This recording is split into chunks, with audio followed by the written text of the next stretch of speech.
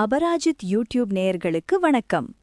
மனிதர்களாகிய நாம் வாழ்வில் என்றும் பொறுமையாக இருப்போம், பொறுப்புடனும் இருப்போம்.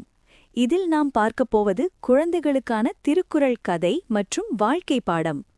திருக்குறளின் அரண் வலியுறுத்தல் என்ற அதிகாரத்தில் வரும் இந்த குறள் அறம் செய்வதற்கான சரியான தருணம் எது என்பதை விளக்குகிறது. திருக்குறள் 33. ஒள்ளும் வகையான் அறவினை ஓவாதே செல்லும் வாய் எல்லாம் செயல். பொருள்: தன்னால் இயன்றவரை இடைவிடாமல் வாய்ப்பு கிடைக்கும் இடங்களிலெல்லாம் அறச்செயல்களை, அதாவது நன்மைகளை செய்ய வேண்டும். இதன் சிறுகதை. நாளை என்பது யாருக்கு தெரியும்? ஒரு ஊரில் மாணிக்கம் என்ற மிகப்பெரிய வணிகர் இருந்தார். அவரிடம் அதிக செல்வம் இருந்தது.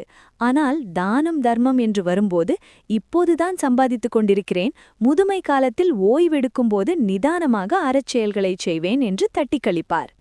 அதே ஊரில் கதிரவன் என்ற ஏழை வாலிபன் இருந்தான். அவன் ஒரு சிறிய கடையில் வேலை பார்த்து வந்தான். அவனிடம் அதிக பணம் இல்லை என்றாலும் தினமும் தான் வாங்கும் உணவில் ஒரு பகுதியை சாலையோர ஏழைகளுக்கு கொடுப்பான். தாகத்தோடு வருபவர்களுக்கு தண்ணீர் தருவான். ஒருமுறை மாணிக்கம் கதிரவனிடம், தம்பி, நீயே கஷ்டப்படுகிறாய், இதில் ஏன் மற்றவர்களுக்கு கொடுத்து உன் சேமிப்பை குறைக்கிறாய்? என்னைப் போல நிறைய சம்பாதித்த பிறகு பெரிய அளவில் அறம் செய்யலாமே என்றார். அதற்கு கதிரவன் அமைதியாக, ஐயா, நாளைக்கு நான் இருப்பேனா அல்லது என்னிடம் இந்த பொருள் இருக்குமா எனக்கு தெரியாது.